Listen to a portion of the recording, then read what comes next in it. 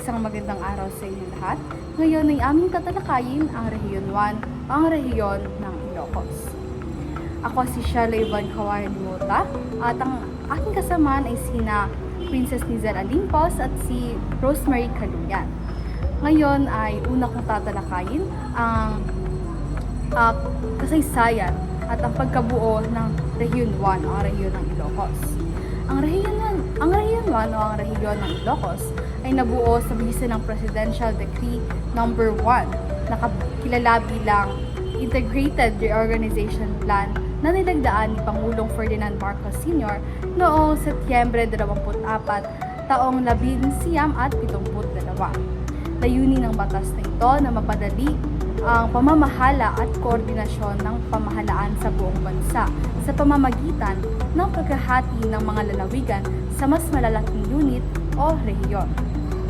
Nilinaw din sa nasabing kautusan na ang mga rehiyon ay hindi nilikha bilang bagong political units, kundi bilang administrative units na magsisilbing daluyan para sa mas epektibo o mas madaling pagpapatupad ng mga proyekto at serbisyong pampubliko. Sa ilalim ng reorganization plan, unang itinatag ang 11 rehiyon sa bansa. Pagkalipas ng ilang taon ay nadagdagan ito ng 6 pang mga rehiyon, kabilang ang pagkakatatag ng National Capital Region o NCR noong taong 1975 sa pamamagitan rin ito ng Presidential Decree No. 824 at ito ay ayon sa GMA News Online. Noong una ay binuo ang rehiyon ng Ilocos ng mga binubuo ang lalawigan ng Ilocos ng mga lalawigang Ilocos Norte, Ilocos Sur, La Union at Abra. Ngunit sa pamamagitan rin ng isang Presidential Decree na nilagdaan noong Hunyo 22 taong 1973 ay opisyal na inilipat ang lalawigan ng Pangasinan mula sa Rehiyon 3 o Gitnang Luzon patungong Rehiyon 1. Sa kasalukuyan, ang Rehiyon 1 ay binubuo na ngayon ng 4 na lalawigan na Ilocos Norte, Ilocos Sur, La Union at Pangasinan. Ang pagsasama ng Pangasinan sa Rehiyon 1 ay naglalayong mapadali ang mga prosesong administratibo at mapahusay ang koordinasyon at pamamahagi ng mga serbisyo sa ilalim ng sistemang rehiyonal ng pamahalaan. Bago pa man dumating ang mga mananakop sa rehiyon, ay dito na tumira ang mga negrito na nabuhay bilang mga ngaso at tagakalap ng pagkain. Kalaunan ay dumating ang mga Austronesians mula sa China o Taiwan. Dala nila ang mga kaalaman sa pagsasaka, sa wika at organisadong pamayanan. Mula sa kanilang paninirahan, nabuo ang mga komunidad na nagsilbing pundasyon ng kultura at lipunan ng rehiyon bago pa man ang kolonisasyon. Noong panahon ng Espanyol ay isa ang Rehiyon 1 sa unang lugar na nasakop. Noong taong 1572 ay pinamunuan ni Juan de Salcedo na apo ni Miguel Lopez de Legazpi ang pananakop sa Pangasinan, Agoo at Vigan. Kasabay nito ang pagpapalaganap ng Kristyanismo. Gayunpaman, hindi naging madali ang pananakop dahil lumaban ang mga mamamayan sa rehiyon. At dahil kabilang dito ang pag-aalsa ni na Diego at Gabriela Silang, Andres Malong at ang Basi Revolt na nagpapakita ng tapang at pagmamahal sa kalayaan ng mga Ilocano. Dahil sa paglaki ng populasyon at kahirapan sa pamamahala, hinati ang lalawigan ng Ilocos noong 1818 sa Ilocos Norte at Ilocos Sur. At itinatag naman ang La Union noong taong 1850. Sa panahon ng mga Amerikano, dumating ang kanilang puwersa noong taong 1899 upang habulin ang takbo ni Emilio Aguinaldo. Isa sa mga mahahalagang pangyayari sa panahong ito ay ang labanan ng Tiralipas, kung saan nagbuwis ng buhay si General Gregorio del Pilar upang protektahan ang mga mamamayan doon. Sa ilalim ng pamamahala ng mga Amerikano, ipinatupad ang pamahalaang sibil, sistemang pang-publikong edukasyon at mga infrastruktura tulad ng kalsada at tulay na nakatulong sa kaunlaran ng rehiyon. Sa panahon din ito, dumating ang mga Amerikanong guro na tinatawag na Thomasites. Noong pananakop ng mga Hapones mula noong taong 1941 hanggang 1945 ay nasakop ang mga pangunahing lungsod ng rehiyon tulad ng Vigan at Lawan. Naranasan ng mga mamamayan ang mga karahasan at pang-aabuso, kaya't lumakas ang kilusang gerilya sa rehiyon. Noong Enero 1945, naganap ang paglapag ng mga alyado sa Lingayen Gulf na nagbunsod sa paglaya ng Rehiyon 1 at iba pang bahagi ng Luzon. Pagkatapos ng ikalawang digmaang pandaigdig, nakamit ng Pilipinas ang kasarinlan noong taong 1946. Ang Rehiyon 1 ng Ilocos Region na binubuo ng Ilocos Norte, Ilocos Sur, La Union at Pangasinan ay kinilala bilang isang mahalagang rehiyon sa agrikultura, kultura at kasaysayan ng Hilagang Luzon.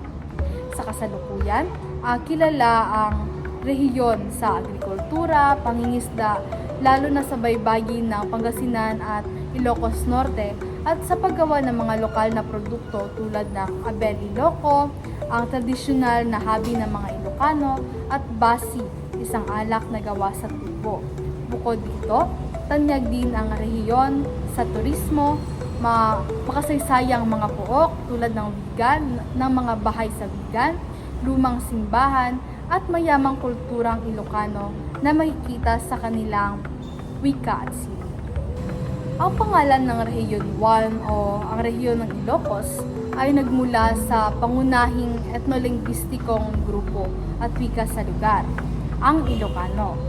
Noong panahon ng pananakop ng mga Kastila, tinatawag nila ang rehiyon na Ilocos, na hinango mula sa salitang Ilocano na ang I na nangangahulugang mula sa at look na tumutukoy sa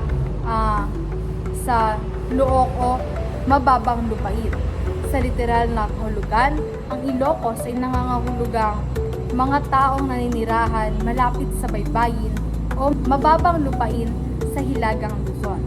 Ang Rehiyon 1 o ang Ilocos Region ay matatagpuan sa Hilagang Kanluran na bahagi ng Luzon. Sa absolute location ito ay nasa humigit kumulang 15 degree hanggang 18 degree hilangang latitude at 119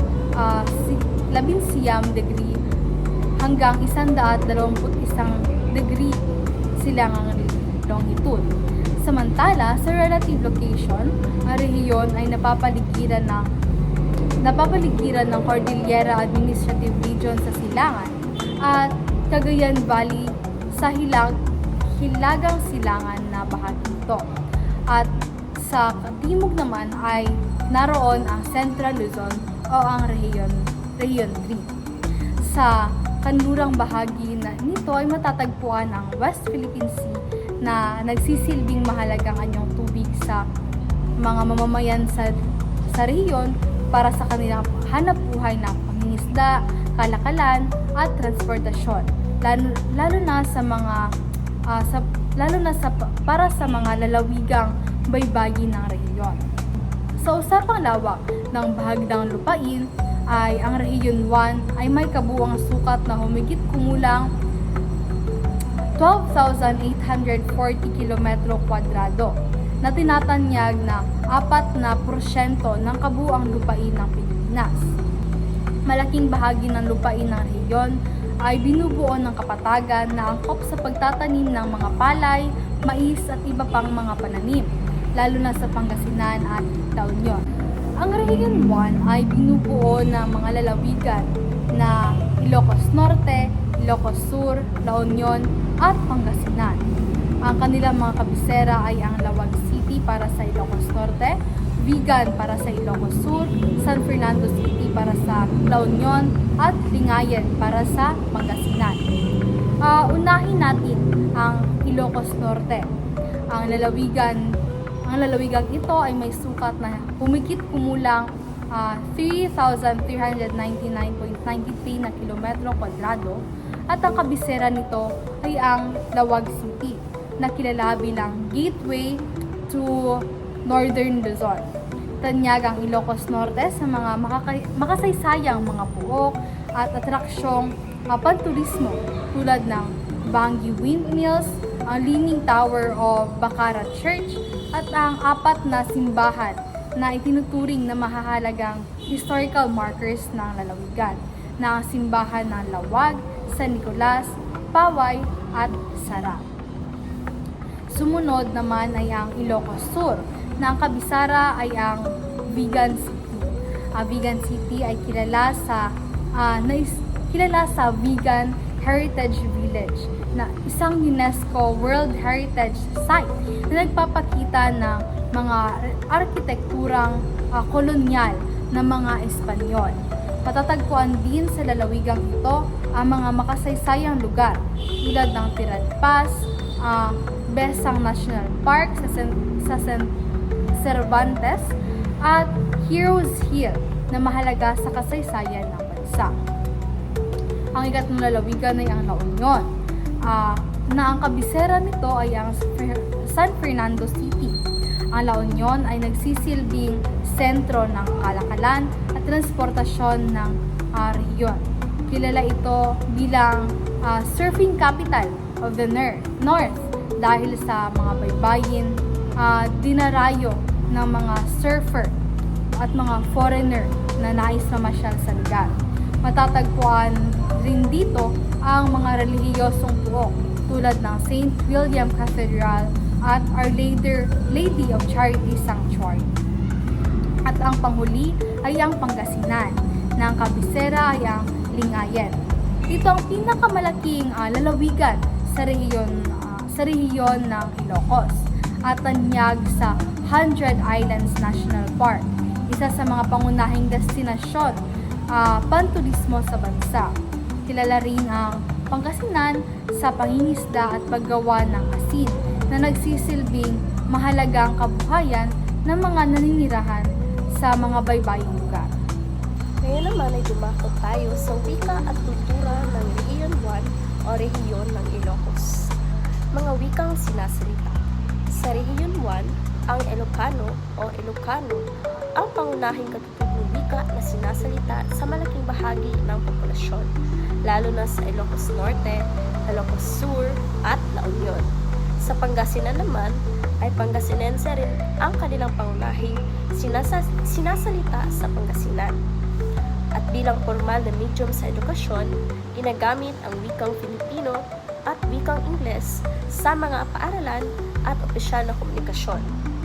Mayroon ring kanakae at itnig batay sa 2020 Census of Population ang housing ng Philippine Statistics Authority or PSA.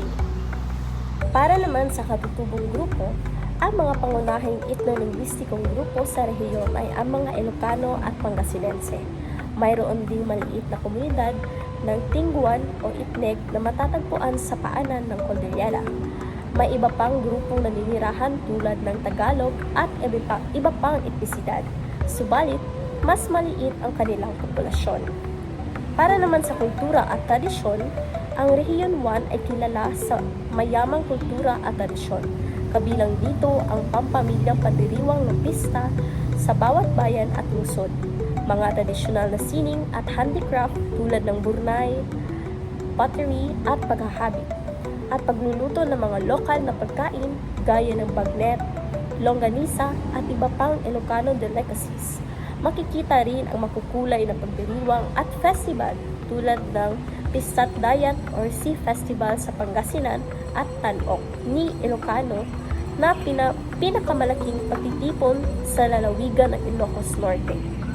At mga selebrasyong nagbibigay diin sa lokal na produkto at kasaysayan ng rehiyon gaya ng Bangus Festival at Bagoong Festival sa Pangasinan, Pinandingan Festival at sa La Union at Longganisa Festival sa Ilocos Sur at Empanada Festival sa Ilocos Norte. Ang mga Ilocano ay bihasa rin sa paggawa ng silsilan ng tubong o imbakan ng bagoong na tinatawag sa kanilang burnay o clay pots na yari sa semento, buhangin at lalagyan ng bulaklak na yari sa luwad. Kilala rin ang kumot na yari sa Ilocos na tinatawag nilang kumot Ilocano o Inabel. Ngayon ay dumako naman tayo sa topografiya at klima ng Rehiyon 1 o rehiyon ng Ilocos.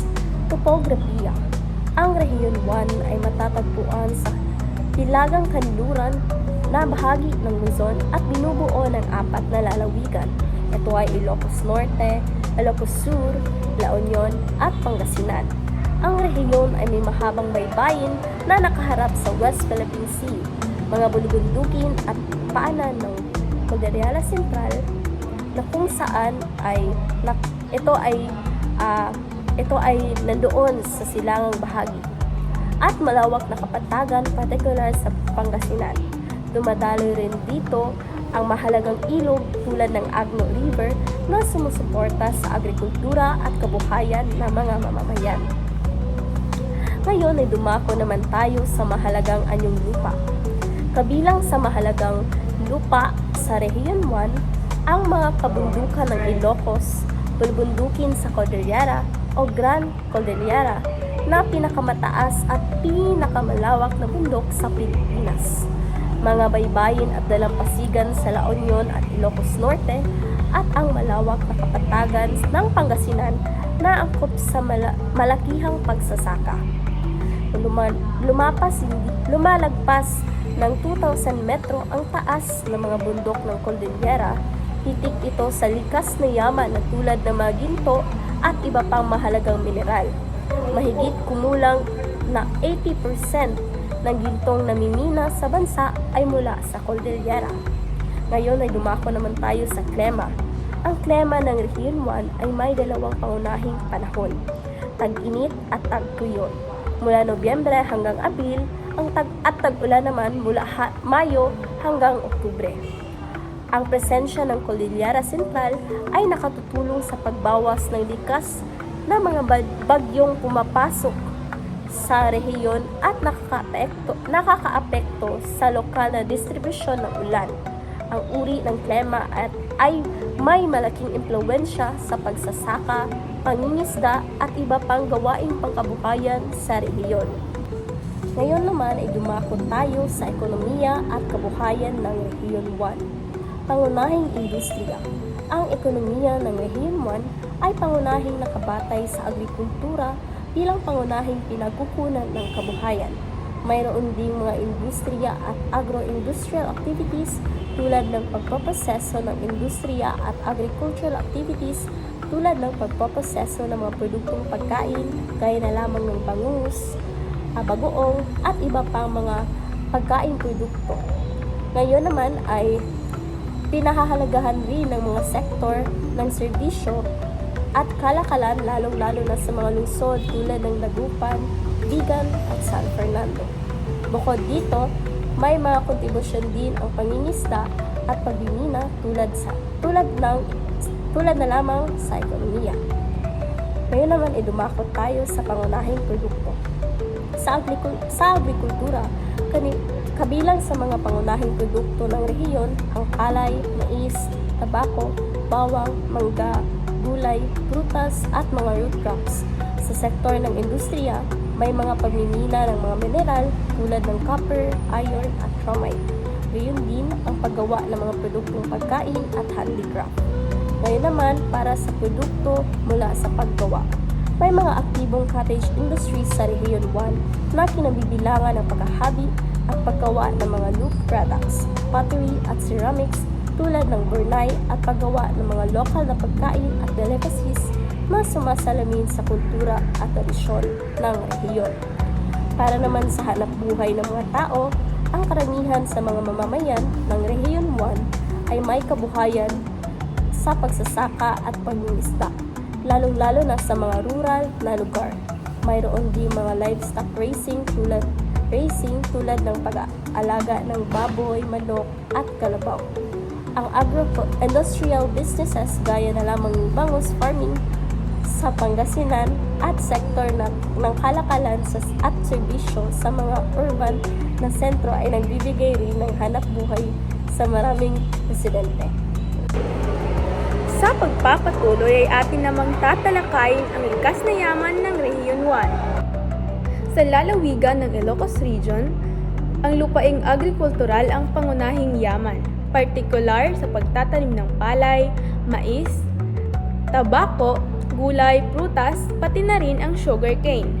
Ang mga bundok ay nagbibigay ng bato, buhangin, kahoy para sa konstruksyon, habang ang mga baybayin naman ay para sa aquaculture at pangingisda. Ito ang mga pundasyon ng kabuhayan sa Ilocos Norte, La Union at Pangasinan. Sa kabilang dako, ang yamang tubig ng rehiyon ay nagmula sa mga ilog ng Lawag, Abra at Agno, samantala ang dagat at lawa naman ay ang West Philippine Sea at Lingayen Gulf na pangunahing produkto ay bangos, tilapia at tahong. Sa Pangasinan ay ang bangos capital na malaking bahagi ng ekonomiya sa mga coastal towns tulad ng Dagupan at Vigan. Samantala ang yamang gubat ay matatagpuan sa kabundukan.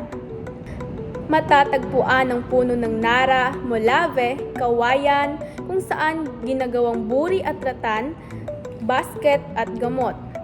Protected areas katulad ng Nagilian Watershed na matatagpuan sa La Union at reforestation ng DENR. Ito ay nagproprotekta laban sa erosion at baha. Sa kabila ng kasaganahan sa likas na yaman, ang rehiyon ay humaharap din ng mga hamong pangkapaligiran. Ilan dito ay ang mga pagmimina ng black sand or magnetite, na ito ay sumisira sa lupa at karagatan ng rehiyon. Matinding baha at storm surges dahil sa pagkasira ng kagubatan. Dredging sa Abra ay nakakaapekto sa ekosistema or ecosystem. Ang likas na yaman na ito ay susi ng agrikultura at industriya ng rehiyon. Ngunit kinakailangang protektahan laban sa mga threat para sa sustainable development. Hindi lamang sa likas na yaman masagana ang rehiyon, ngunit nangunguna din ito sa kultura, turismo at panitikan. At sa pagtulong ng turismo, narito ang iilan sa mga magagandang tanawin sa rehiyon. Una ay ang Heritage Village of Vigan.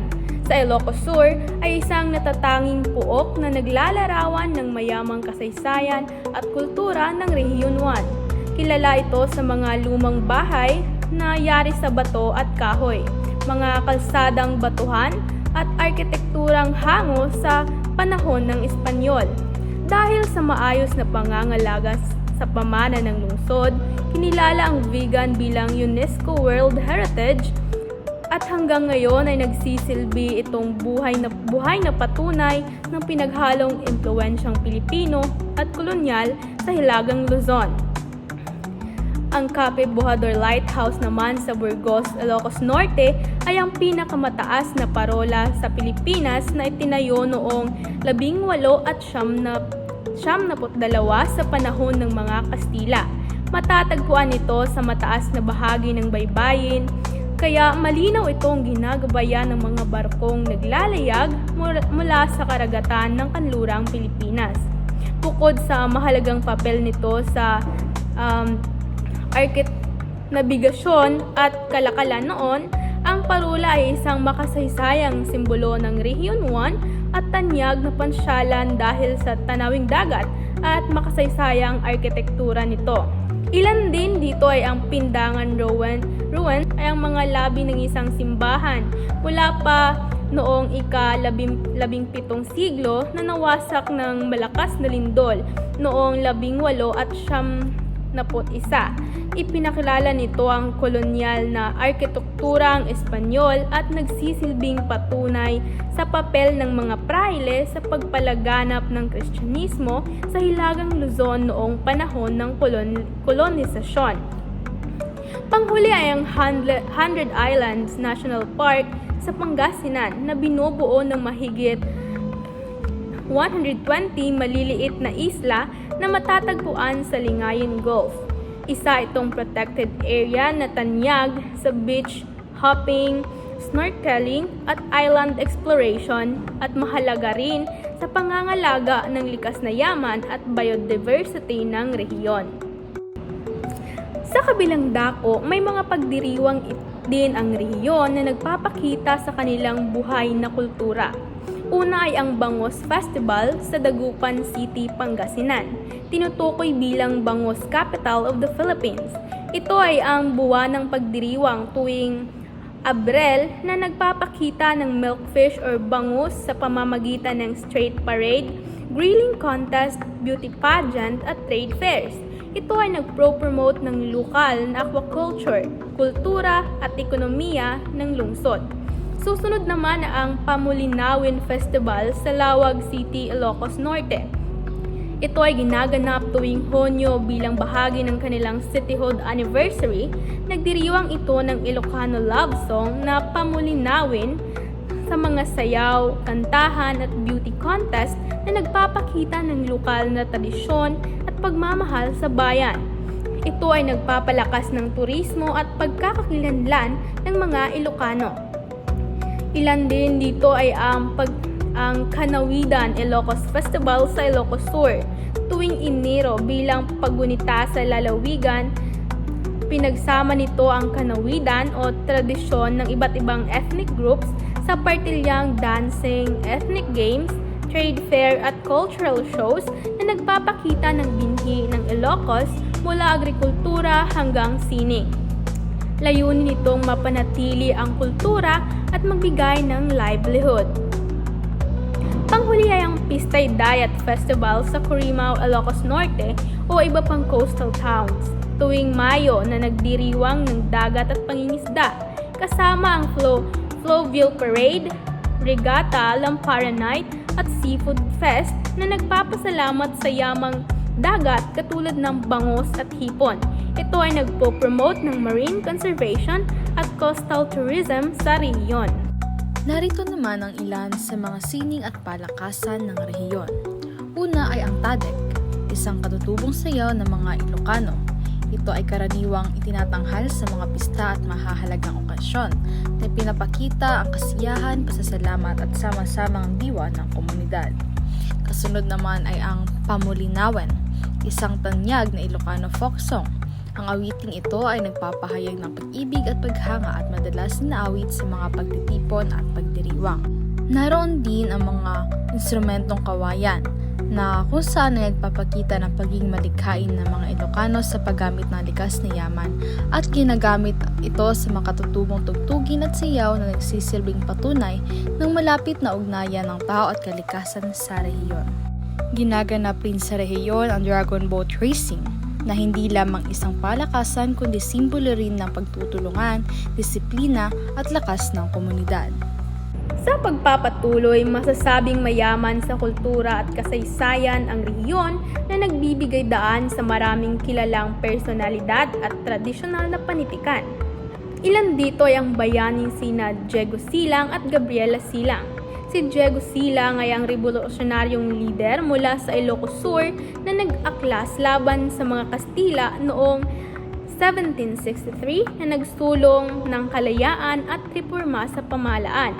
Samantalang kanyang kabiyak na si Gabriela Silang ay ang bahagyang babaeng bayani na nagpatuloy ng laban pagkatapos ng kamatayan nito. Unang babaeng humawak ng armas laban sa kolonyalismo noong 1763. Pinanggalingan din ng rehiyon ng mga kilalang politiko. Una narito ay si Ferdinand Marcos. Siya ay dating Pangulo ng Pilipinas mula Batac, Ilocos Norte, namumuno mula 1965 hanggang 1986. Kilala siya sa martial law at mga proyekto sa infrastruktura. Si Amy Marcos na senador at dating gobernador ng Ilocos Norte ay aktibong politiko na sumusuporta sa mga isyong pangkalusugan at edukasyon. Kasama rin ang Pangulong Bongbong Marcos na kasalukuyang Pangulo ng Pilipinas mula 2022, dating senador at gobernador ng Ilocos Norte na anak ni Ferdinand Marcos. Kasama rin sa mga kilalang personalidad sa rehiyon ng mga artista at mga negosyante na katulad lamang ni Juan Luna. Siya ay isang tanyag na pintor ng Spoliarium, isang obra maestrang nagwagi ng ginto sa Exposición de Bellas Artes de Madrid noong 1884 mula sa Badok, Ilocos Norte. Isa rin si Lea Salonga na isang soprano at aktres na nakilala sa mga role sa Miss Saigon at Les Miserables. Siya ay nakatira at may ugat sa lungsod ng San Juan malapit sa rehiyon. Si Gloria Diaz naman na naging Miss Universe 1969 ay mula sa Ilocos Norte. Siya ay isang aktres at ina ng kilalang aktres na si Gabi. Si Carlos Palanca Sr. naman ay isang negosyanteng Chino mula sa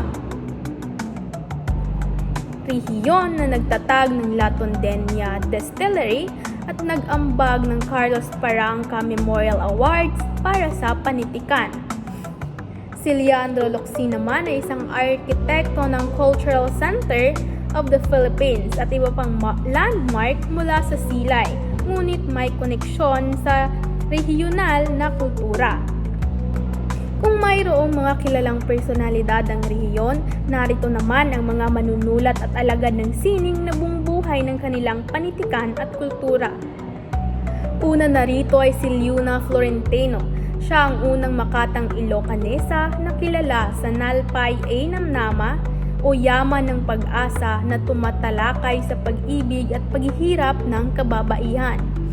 Pangalawa si Francesco Sionel Jose. Siya ay isang manunulat ng nobelang poon o Doña Victorina sa modernong konteksto at may brother May Exetioner, kritiko ng lipunang Pilipino. Kabilang din si Carlos Bulusan, isa siyang autor ng America is in the Heart Memoirs tungkol sa karanasan ng mga Pilipinong migrante sa Amerika. Panghuli ay si Pedro Bucanig, isang bulag na makata na may akda ng biag ni Lamang na orihinal ng epikong Ilocano. Sila ay ilan lamang sa mga manunulat na nagbibigay buhay ng kanilang kultura at panitikan sa Rehiyon 1. Sa kabilang dako ito ang mga panitikan ng Rehiyon 1. Una ay ang bugtong o borborsya sa Ilocano, pabitla naman sa Pangasinan. Ito ay ang mga palaisipan na nagpahusay ng talino at malikhaing pag-iisip sa mga bata. Pangalawa ay ang kawikaan o pagsasao. Ito ay ang mga payak na karunungan na nagpapahayag ng aral sa buhay. Ang kasabihan naman ay isang uri ng pananalitang ginagamit sa pang-araw-araw na buhay ng mga Pilipino. Ito ay isang maikling pahayag na karaniwang naglalarawan ng isang sitwasyon, karanasan o katangian ng tao. Awiting bayan naman ay ang mga kantang bayan na naiugnay sa ritual, pag-ibig at buhay-ari na inaawit ng mga piyesta.